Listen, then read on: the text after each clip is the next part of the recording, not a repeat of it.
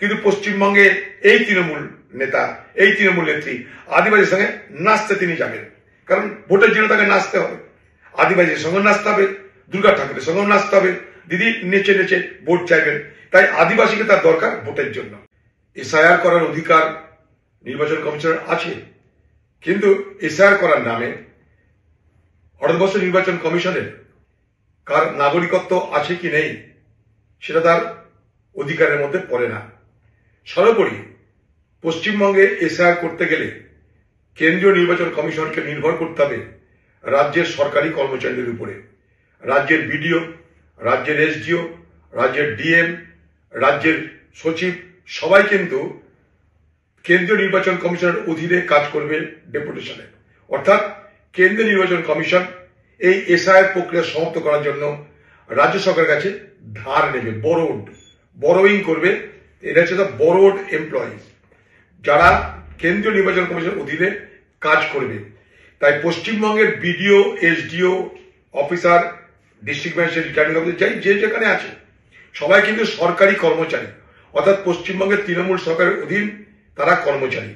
তা পশ্চিমবঙ্গের তৃণমূল সরকারের কাছে আমাদের দাবি থাকবে যে আপনি আপনার বিডিও, এসডিও, ডিএম তাদেরকেও আপনি সেন্সিটাইজ করবেন, তাদেরকেও আপনি সতর্ক করবেন, যাতে ভুয়া ভোটার ধরার নামে প্রকৃত ভোটারের নাম বাদ চলে না যায়। এক, আমরা কখনোই জাল ভোটের পক্ষে কথা বলি না।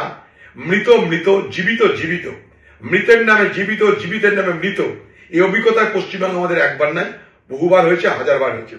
পশ্চিমবঙ্গে গত নির্বাচনে খুব চালাকি করে বিভিন্ন বুথে ওয়েবকাস্টিং করার ব্যবস্থা হয়নি। ওয়েবকাস্টিং এর জন্য টেন্ডার দেওয়ার পরেও কিন্তু সেই ওয়েবকাস্টিং করা হলো না। 70 থেকে 75% বুথে ঘন্টা পর ঘন্টা ওয়েবকাস্টিং, অর্থাৎ ভোট যে হচ্ছে তার প্রমাণপত্র মুছে দেওয়া হয়েছিল। এবং দেখা যাচ্ছে সেই যে কোম্পানিকে দায়িত্ব দেওয়া হয়েছিল সেই ভিডিওগুলো করার জন্য, সেই কোম্পানি তৃণমূলের নেতার কোম্পানি। ফলে পশ্চিমবঙ্গে চুরি বাটপাড়ি নির্বাচনে হয়েছে, হচ্ছে, হবে, এটা আমরা সবাই জানি। সেই জায়গাটাই এসআইআর কে সামনে রেখে পশ্চিমবঙ্গ সরকারের উচিত সেখানকার বিডিও, এসডিও, ডিএম এবং যত বিএলএ আছে তাদের সকলকে আরো বেশি সেন্সিটাইজ করে যাতে সেখানে কোন রকমেরই ধাঁধলি না হয়, অবৈধ ভোটারের নামে যেন সেখানে বৈধ ভোটারের অধিকার কেড়ে নেওয়া না হয় তার ব্যবস্থাকে সুনিশ্চিত করতে। পশ্চিমবঙ্গে বিজেপি তারা মনে করছেন যে আদিবাসী ভোট, সেটা খগেন মুর্মু ঘটনা যখন আদিবাসী তো বটেই, পশ্চিমবঙ্গে আদিবাসী বলে এই হামলা নতুন নয়। এখন খগেন মুর্মু যেহেতু একজন এমপি, তাই তার উপর হামলা হতে যেটা যতটা প্রকাশ পেয়েছে বাজারে, পশ্চিমবঙ্গে আদিবাসীরা খুব সুখে আছে বলে তো আমার জানা নাই। চলে যান আদিবাসীদের এলাকায়, আদিবাসীরা কেমন আছে জেনে নিন, আদিবাসীদের উপরে কত কোন অত্যাচার হয় জেনে নিন, তাদের বঞ্চিত ইতিহাস জেনে নিন। পশ্চিমবঙ্গে আদিবাসীরা পিছিয়ে পড়া একটা সমাজের অংশ, আদিবাসী শিডিউল কাস্ট সবাই পশ্চিমবঙ্গে পিছিয়ে পড়া সমাজের অংশ। আপনি দেখেন পশ্চিমবঙ্গের যে সরকার, সেই সরকারে আদিবাসী কোথায়? পশ্চিমবঙ্গে যে প্রশাসন ব্যবস্থা, সেখানে আদিবাসী কোথায়? খুঁজে দেখতে পাবেন না। বাইনোকুলার নিয়ে দেখলেও কোথাও আদিবাসী খুঁজে পাওয়া যায় না। কিন্তু পশ্চিমবঙ্গে এই তৃণমূল নেতা, এই তৃণমূল নেত্রী আদিবাসীর সঙ্গে নাচতে তিনি যাবেন, কারণ ভোটের জন্য তাকে নাচতে হবে। আদিবাসীর সঙ্গে নাচতে হবে, দুর্গা ঠাকুরের সঙ্গেও নাচতে হবে, দিদি নেচে নেচে ভোট চাইবেন। তাই আদিবাসীকে তার দরকার ভোটের জন্য। দেখুন, আমি কোনো বদলার রাজনীতিতে বিশ্বাস করি না। আমি প্রতিবাদের রাজনীতিতে বিশ্বাস করি, ন্যায় রাজনীতিতে বিশ্বাস করি, অধিকার রাজনীতিতে বিশ্বাস করি, গণতন্ত্রে বিশ্বাস করি, ধর্মনিরপেক্ষতায় বিশ্বাস করি, প্রত্যেকের সমান অধিকারে বিশ্বাস করি, সে যে রাজনৈতিক দলেরই হোক না কেন।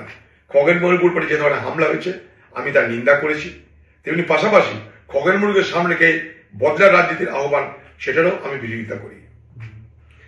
দেখুন, পশ্চিমবঙ্গের তৃণমূল সরকারের পক্ষ থেকে কেন্দ্রের কাছে দাবি তো করা হয়নি কোনদিন ব্যারেজ ভেঙে দেওয়ার। পশ্চিমবঙ্গের ফারাক্কা ব্যারেজ যদি ভেঙে দেওয়া হয় তাহলে কলকাতা বন্ধ তার পর্যায়ে শুকিয়ে যাবে। তাহলে পশ্চিমবঙ্গ সরকারের যে মুখ্যমন্ত্রী তিনি বিষয়টা কি জানেন কি জানেন না, বোঝেন কি বোঝেন না আমি জানি না। কলকাতা পোর্ট যদি শুকিয়ে যায়, কলকাতা পোর্টে যদি জাহাজ বন্ধ হয়ে যায়, তাহলে পশ্চিমবঙ্গের কি উন্নতি হবে না অবনতি হবে পশ্চিমবঙ্গের সরকারই জানেন। তবে এইসব গল্প করে কোনো লাভ নাই। ব্যারেজ নিশ্চয় আছে সারা ভারতবর্ষে, আজকে একটা দুটো নয়, শয়ে শয়ে ব্যারেজ আছে।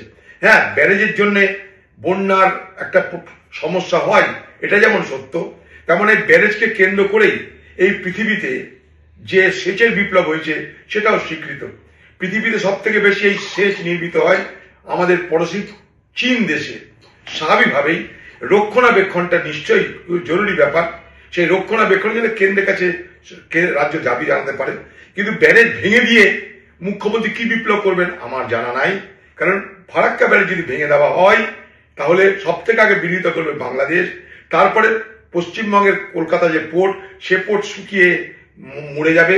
তা পশ্চিমবঙ্গের মুখ্যমন্ত্রী এগুলো জানেন কি জানেন না, তার এগুলো বোধগম্য আছে কি আছে না আমার জানা নাই। তিনি অনেক বড় পণ্ডিত, তিনি অনেক বড় জ্ঞানী, তাই তার কাছে জিজ্ঞেস করেন এগুলো ব্যারেজ ভেঙে দিয়ে তিনি কি করতে চাইছেন। খগেন মুর্মুর উপর হামলা হয়েছিল, আজকে টিএমসি